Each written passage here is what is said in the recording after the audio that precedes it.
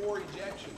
So every time you look at a tablet, you're now looking at the quality of the sides of the tablet as compared to the top and the bottom of the This tablet. part here needs to be higher. The other thing that I want you to Because look at otherwise is it will the hit die the- table and make sure that the the powder punch. is clean and that we're filling That's the die clearance. smoothly. If you see It powder is. on It is top of above the die table. Yeah, You're but talking it about. needs to be higher. It doesn't need to touch the...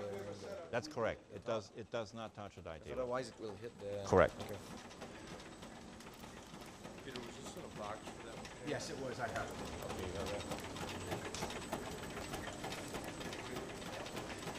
Right, it's right.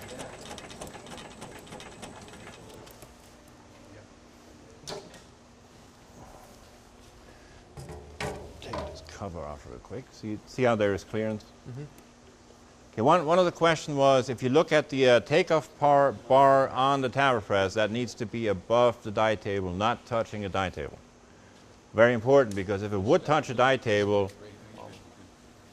it will actually get damaged by the punch tips. What is the correct ejection height? What did I say before? Calibrating failure. There we go. I got one. Slightly above the die table. That's all you want. There's no measurement to it. Nobody's going to tell you you have to be 3,000 above the die table, because nobody can measure that. I mean, that will be crazy. So what I can check here is I just go over and I feel the punch tip.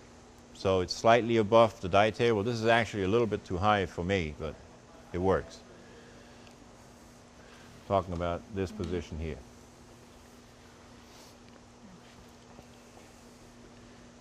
Now what happened if that ejection height would be adjusted wrong, you actually going to break tablets. So instead of getting them out of the punch tip, you're going to shear them off because they're still inside of the die. If you notice that this tablet is a little unique from the standpoint that it's embossed on both the top and the bottom. Usually the embossing is only done on the top. Because if you're not careful, if you don't have a real robust formula or a good hard tablet, if you have a soft tablet at all with a bisector lettering on the bottom, it will smear or it'll rub it off. Because as that tablet's coming out, at ejection, that tablet's being twisted off the face of the tool. And unless that's a good hard tablet, you're going to destroy the lettering or embossing. So this is somewhat unique. You don't see a lot of tablets, as we notice. Most of them have a name or an embossing on the top, but rarely on the bottom. If you do it on the bottom, that is a challenge to your formula. You've got to start making a good hard tablet or that'll smear. Yeah, and that is also the only time you're going to see keys on a lower punch. Because normally you don't need any keys on a lower punch because they never leave the die. They're always inside of the die. So if you get a round punch keyed on the lower punch, means that you probably have a break line on top and on the bottom. And you want to line them up. So they should be in the same position. That's the only time you're going to see a keyed lower punch. And again, what I was saying before, it doesn't matter if I look at the small machine or we go over in the compression machine section, look at the biggest one around, they all work the same way.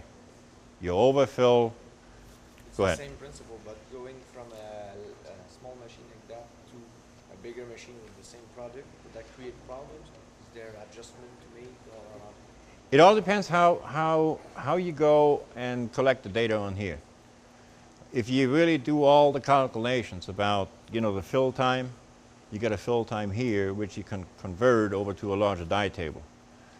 If you do that and you compare timing collected on the small machine, convert it over to a good machine, you shouldn't have any problems. So in other words, you take the speed of the machine, you got a section where the fill cam and the feeder actually performs the feeding action. You can calculate how long that timing is for the punch traveling at the speed and the distance. If you make it the same on a high-speed press, you shouldn't have any problems.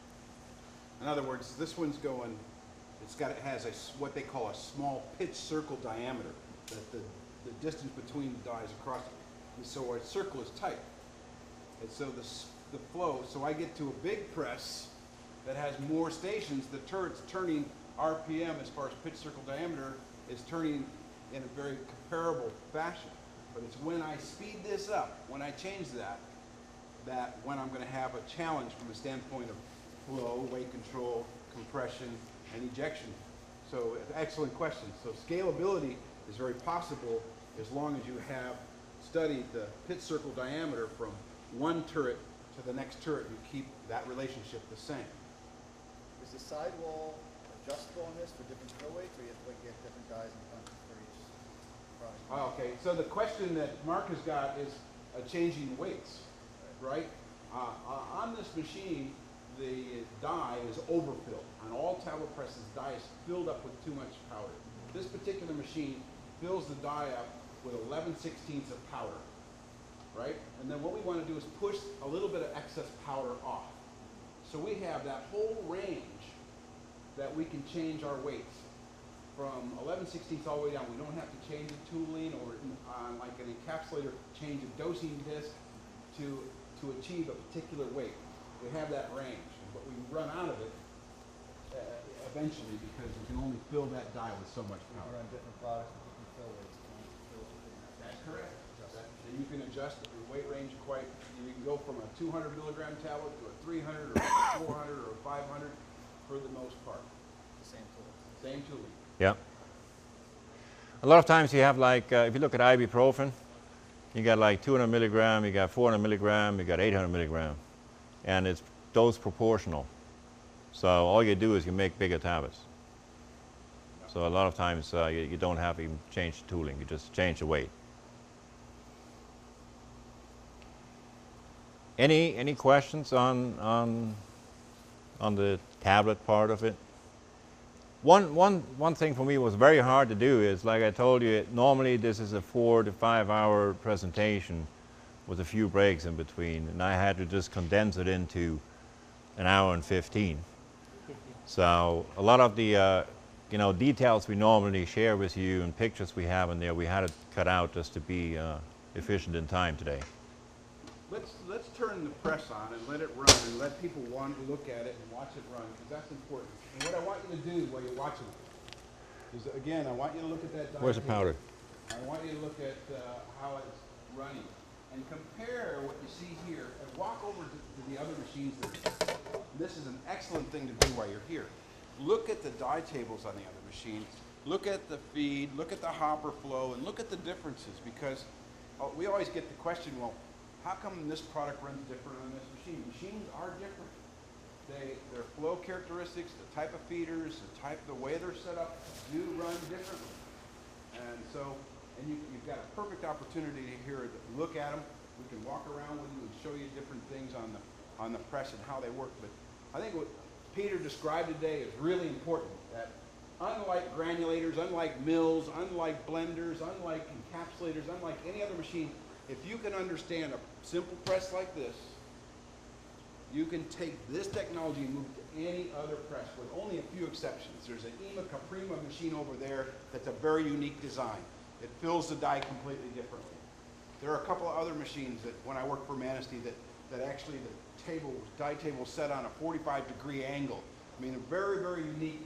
There are some very unique presses out there, but about 99% of the machines out there function the same way. They overfill, they give you the weight control, they give you the compression and rejection the same exact way. You understand this? You can apply it to any machine. Okay? So we'll turn this on, let it run for a few minutes, take a look at this, take a look at the other presses that are here and try to get some comparison. Right. It's going to run out of powder, but Okay, well, just run for a second. yeah. Let me get out of the way. Power